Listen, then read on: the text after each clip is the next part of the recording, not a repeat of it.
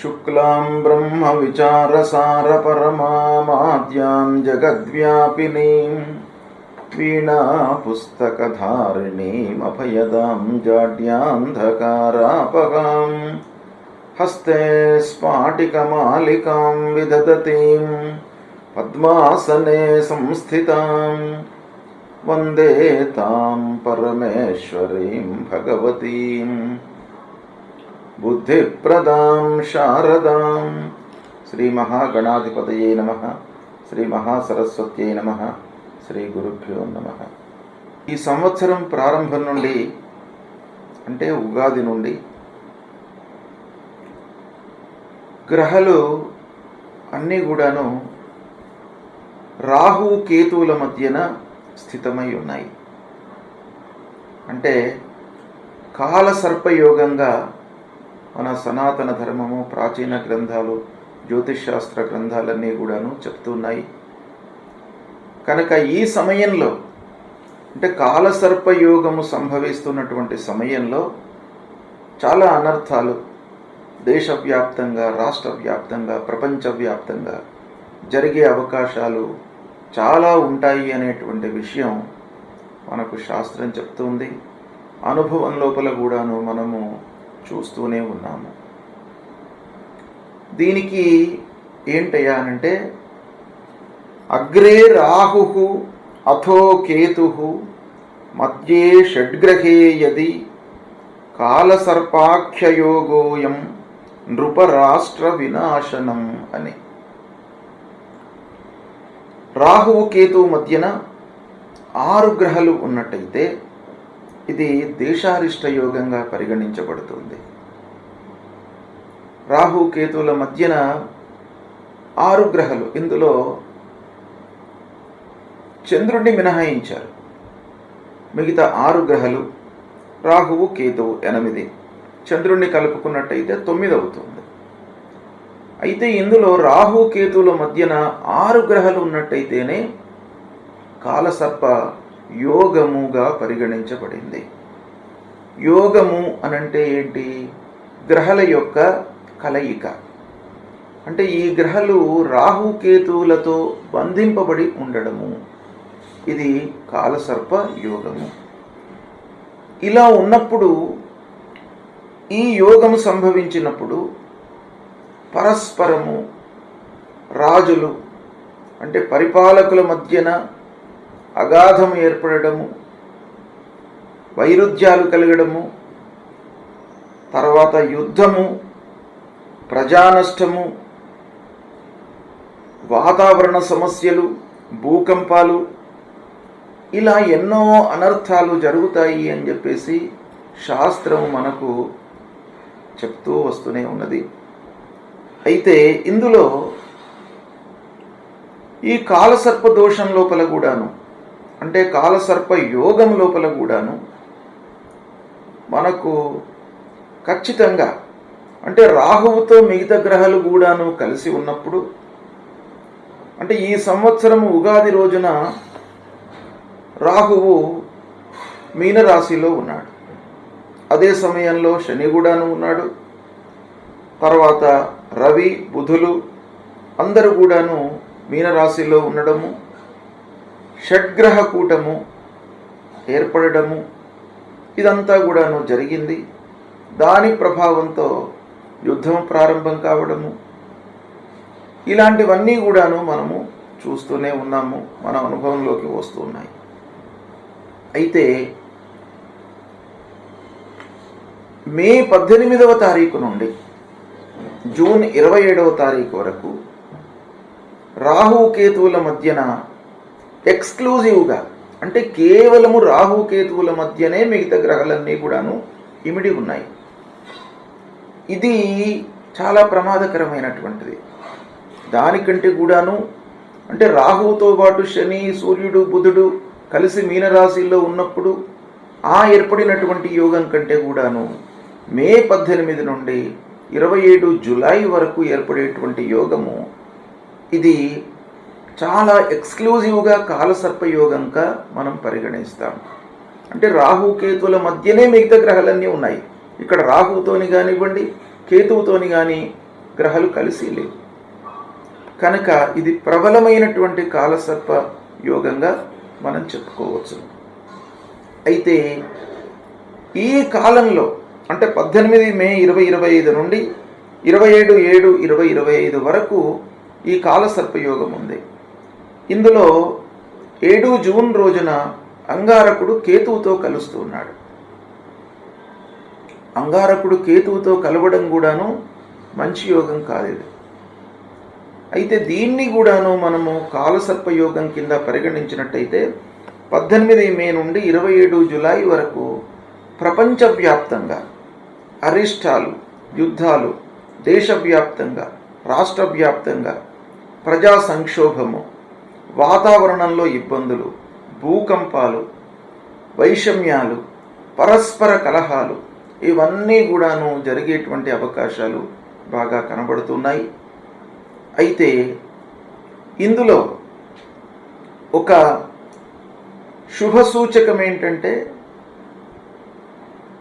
ఈ కేతువు సింహరాశిలో ఉన్నాడు, కుంభరాశిలో రాహువు ఉన్నాడు.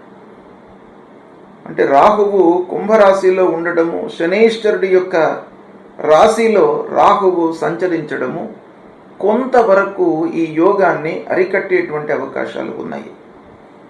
అంటే అనర్థము, ప్రజానష్టము, ధన నష్టము, ఆర్థికమైనటువంటి ఇబ్బందులు ప్రపంచవ్యాప్తంగా ఎదురైనప్పటికీ ఈ కుంభరాశిలో సంచరించడం మూలకంగా కొన్ని ఇబ్బందులు తలెత్తేటువంటి అవకాశము కనబడుతుంది.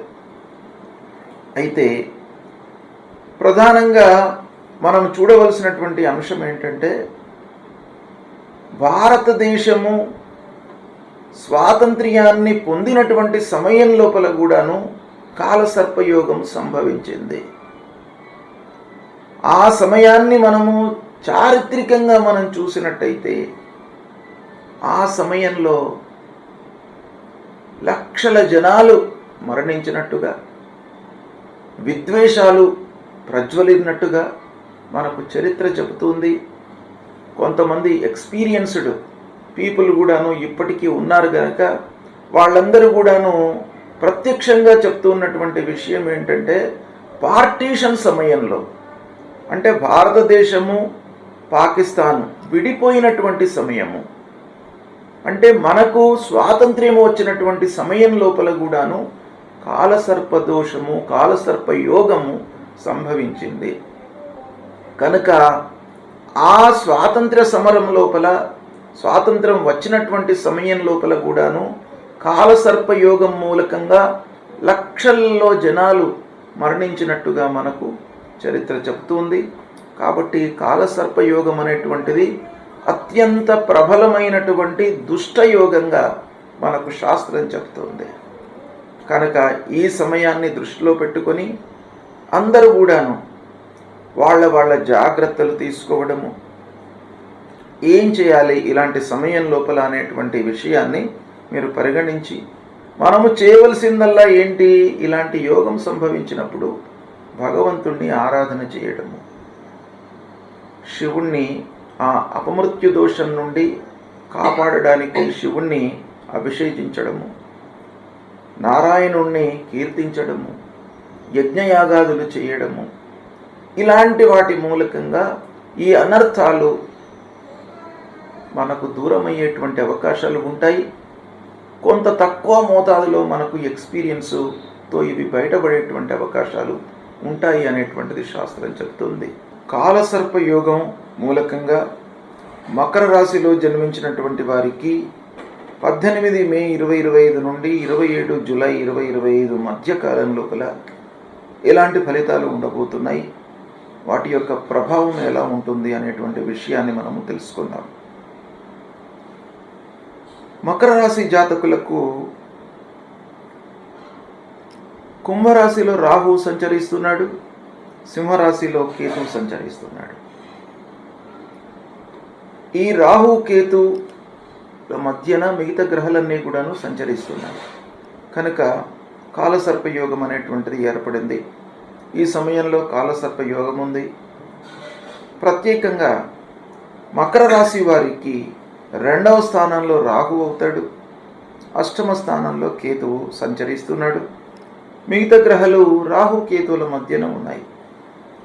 రాహుకేతువుల మధ్యన ఉన్నప్పుడు మిగతా గ్రహాల యొక్క ప్రభావము సహజంగా కొంచెం తగ్గుతుంది. ఎందుకంటే రాహుకేతువుల మధ్యన మిగతా గ్రహాలన్నీ కూడాను పీడింపబడి ఉన్నాయి. అలాంటప్పుడు ప్రబలమైనటువంటి బలంతో ఉంటే తప్ప మిగతా గ్రహాలు ఆ వ్యక్తికి మంచి చేసేటువంటి అవకాశాలు చాలా తక్కువ ఉంటాయి. కాబట్టి ఈ యోగం గురించి మనము తెలుసుకోవడము, వాటి ప్రభావము అనేటువంటిది ఎలా ఉంటుంది అనేటువంటిది అత్యవసరం. అయితే రెండవ స్థానంలో రాహువు, అష్టమ స్థానంలో కేతువు. రెండవ స్థానము ధనస్థానము. ఈ ధనస్థానంలో రాహువు సంచరిస్తున్నాడు, అష్టమ స్థానంలో కేతువు సంచరిస్తున్నాడు. రెండవ స్థానంలో రాహు సంచరించడము మనకు చాలా విషయాలలో ఒక దుష్ప్రభావాన్ని చూపిస్తుంది. ముఖ్యంగా కుటుంబ స్థానం, ఇంటిలో అనవసరమైనటువంటి చర్చల మూలకంగా భార్య, పిల్లలు, కుటుంబ పెద్దల మధ్యన గ్యాప్ ఏర్పడము, ఇబ్బందులు తలెత్తడము, కుటుంబ వ్యవహారంలో వేరే వాళ్ళ జోక్యం మూలకంగా వైషమ్యాలు, ఇక వివాహ ప్రయత్నంలో ఉన్నటువంటి వారికి ఈ రెండవ స్థానంలో రాహు మూలకంగా కొంత ఆలస్యం కలిగేటువంటి అవకాశాలు ఉంటాయి. అంటే మనం ప్రయత్నాలు ఎక్కువ చేయవలసి రావడం, ఎక్కువ సంబంధాలను చూడవలసినటువంటి స్థితి ఏర్పడము, కొన్ని సంబంధాలు దగ్గర వరకు వచ్చి మిస్ అయ్యేటువంటి అవకాశాలు ఏర్పడము, ఇలాంటివి కూడాను తటస్థించేటువంటి అవకాశాలు బాగా ఉన్నాయి. మనము మాట్లాడేటువంటి విధానం మూలకంగా కొన్ని పనులు చెడిపోయే అవకాశాలు కూడాను ఉన్నాయి. కాబట్టి ఈ రెండవ స్థానంలో రాహు ఉన్నప్పుడు మీరు ప్రత్యేకంగా మాటను జాగ్రత్తగా డెలివరీ చేయాలి. ప్రతి వాళ్ళతో మాట్లాడుతున్నప్పుడు మీరు బాగా ఆలోచించాలి. నేను ఏం మాట్లాడుతున్నాను, ఎదుటివాడు ఏమైనా హర్ట్ అయ్యేటట్టుగా నేను మాట్లాడుతున్నాను, దాని ప్రభావం తప్పకుండా ఉంటుంది. మనం చేసేటువంటి కర్మ పైననే రిజల్ట్ ఆధారపడి ఉంటుంది, మనకు శాస్త్రం చెప్తుంది. కాబట్టి మనము మాట్లాడుతున్నప్పుడు, ముఖ్యంగా రెండో స్థానంలో రాహు సంచరిస్తున్నప్పుడు మీరు మాట్లాడే విధానం బాగా ఉండాలి. అది ఆకస్మికంగా మీకు ఏమవుతుంది, మీకు తెలియకుండానే మీరు పరుషమైనటువంటి పదజాలాలను ఉపయోగించి ఎదుటి వాళ్లను హర్ట్ చేసేటువంటి అవకాశాలు ఉన్నాయి. తద్వారా ఎదుటివాడు మీకు అనర్థాన్ని కలిగించేటువంటి అవకాశాలు కూడాను వైస్ వర్స ఉంటుంది. కాబట్టి మీరు చాలా జాగ్రత్తగా మాట్లాడాలి అనేటువంటి విషయం ఇక్కడ మనకు రెండవ స్థానంలో సంచరించడం మూలకంగా తెలుస్తుంది. డబ్బు విషయం లోపల ఆటంకాలు, రావాల్సిన డబ్బు రాకపోవడము, వ్యాపారస్తులకు కానివ్వండి, ఉద్యోగస్తులకు కానివ్వండి, అందరికీ కూడాను ఆర్థికపరమైనటువంటి ఇబ్బందులు తలెత్తే అవకాశాలు ముఖ్యంగా ఈ సమయంలో కనబడుతున్నాయి. ఆకస్మికంగా కొన్ని పనులు జరిగే అవకాశాలు ఉన్నాయి. అంటే మీరు బ్లైండ్గా పెట్టుబడులు పెట్టడం మూలకంగా కొంత నష్టం వాటిల్లే అవకాశం. వీటన్నిటితో మీ లోపల ఒక భయము, భ్రాంతి, ఆందోళన ఏర్పడేటువంటి అవకాశాలు బాగా కనబడుతున్నాయి. కాబట్టి ఈ మకర రాశి జాతకులకు ధనస్థానంలో సంచరించడము కొంత నెగిటివ్ ఎఫెక్ట్ ఇస్తుంది. ఇక మిగతా గ్రహాలు మకర రాశి వారికి శని బాగానే ఉన్నాడు. శని 3వ స్థానంలో సంచరిస్తున్నాడు. గురువు కూడాను ఈ సమయంలో 5వ స్థానంలో ఉన్నాడు. కనుక ఈ రాహు కేతుల యొక్క ప్రభావం కొంత తగ్గే అవకాశం ఉంది. అయితే రాహు కేతువుల మధ్యన ఈ గ్రహాలన్నీ ఉన్నాయి కాబట్టి ఈ గ్రహాల యొక్క ప్రభావము అంటే మంచి ఫలితం కూడాను కొంత తగ్గే అవకాశం ఉంటుంది. అంటే రాహు కేతువులతో ఈ గ్రహాలన్నీ కూడాను పీడింపబడి ఉన్నాయి, మధ్యన ఇమిడి ఉన్నాయి.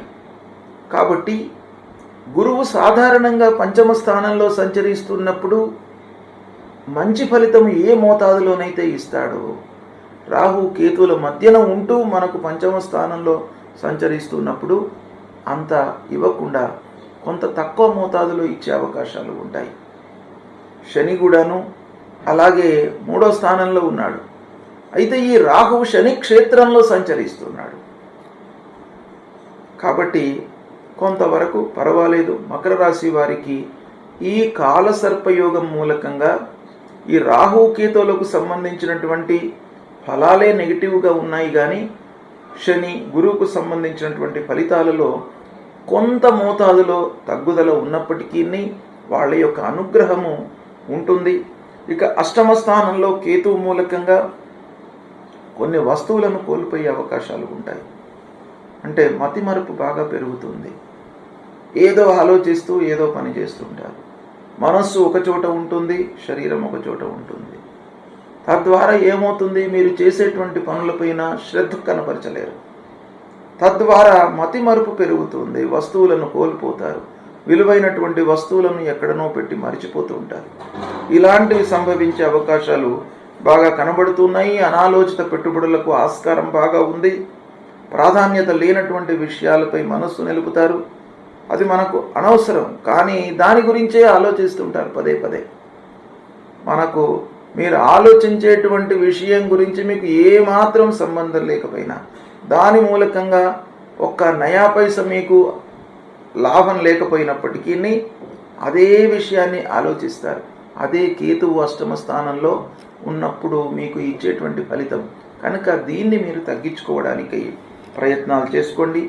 ఆరోగ్య సమస్యలు తలెత్తే అవకాశాలు ఉంటాయి ఈ సమయంలో కనుక ఆరోగ్యం పైన కూడాను బాగా శ్రద్ధ చూపండి. మకర రాశి వారికి ఈ కాలసర్పయోగం మూలకంగా గ్రహస్థితి ప్రతికూలంగా ఉన్నప్పటికీ, అంటే శనేశ్వరుడు 3వ స్థానంలో సంచరిస్తున్నాడు. ఓకే, అన్ని రకాలుగా కలిసి వస్తుంది. గురువు 5వ స్థానంలో నుండి 6వ స్థానంలోకి వచ్చాడు.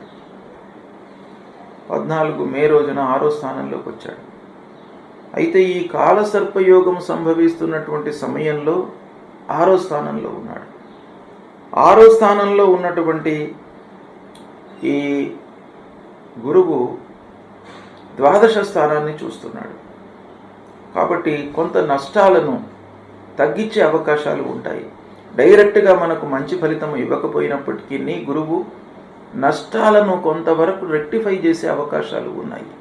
కాబట్టి కొంత జాగ్రత్తలు తీసుకున్నట్టయితే ఈ రాహుకేతువుల మూలకంగా కలిగేటువంటి దుష్ప్రభావము తగ్గే అవకాశము ఉంది. కాలసర్పయోగం మూలకంగా జనించేటువంటి దుష్ప్రభావాల నుండి దూరం కావడానికి రాసులలో జన్మించినటువంటి వాళ్ళు, ముఖ్యంగా రాశిపరంగా మనము జన్మించినటువంటి రాశికి అర్ధాష్టమ స్థానము, అష్టమ స్థానము, ద్వాదశ స్థానము, జన్మస్థానము, ద్వితీయ స్థానము, ఇలా ప్రతికూలమైనటువంటి స్థానాలలో రాహు కేతువులు సంచరిస్తున్నప్పుడు ఆ గ్రహాల యొక్క సంచారాన్ని నిర్వీర్యం చేసుకోవడానికి, అంటే ఆ గ్రహాలను ప్రీతి చేసుకోవడానికి మనము ఏం చేయాలి అనేటువంటి విషయాన్ని మనం చూసినట్టయితే 2 స్టెప్స్ మనం తీసుకోవాలి. ఒకటి, ముఖ్యంగా ఆ గ్రహాల మూలకంగా ఏమి దుష్ప్రభావం కలుగుతుంది, దాన్ని మనం ఫిజికల్గా ఎలా అధిగమించాలి, వాటికి మనం ఏం చేయాలి అనేటువంటిది మనము చేసుకోవలసినటువంటి మొదటి స్టెప్. రెండవది, భగవంతుడి యొక్క అనుగ్రహం కొరకై పరిహారాలు చేసుకోవడం.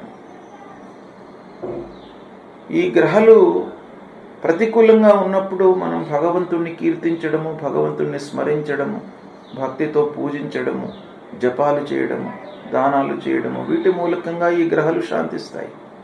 తద్వారా మనకు దుష్ప్రభావం తగ్గుతుంది. కనుక రాహుకేతువులకు ముఖ్యంగా మూలమంత్రాలను జపించుకోవడము.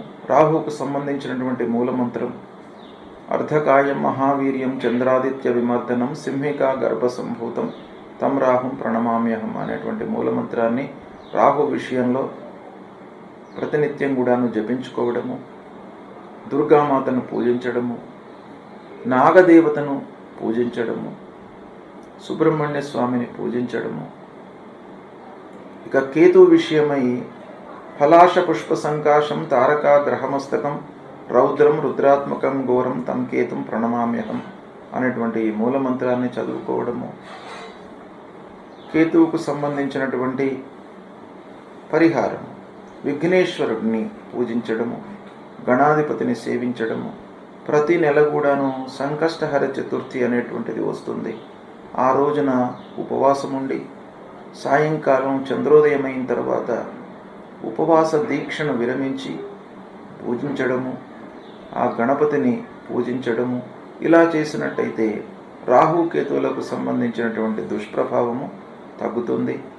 ముఖ్యంగా కాలసర్పయోగము యొక్క పరిహారము అమ్మవారిని సేవించడం, దుర్గామాతను సేవించడము, చండి, రాజరాజేశ్వరి, మహాకాళి, మహాలక్ష్మి, మహాసరస్వతి అమ్మవారిని దర్శించుకోవడము, పూజించుకోవడము, అమ్మవారికి సంబంధించినటువంటి స్తోత్రాలను పారాయణం చేసుకోవడం మూలకంగా మీకు ఈ దోషం పరిహారం అవుతుంది.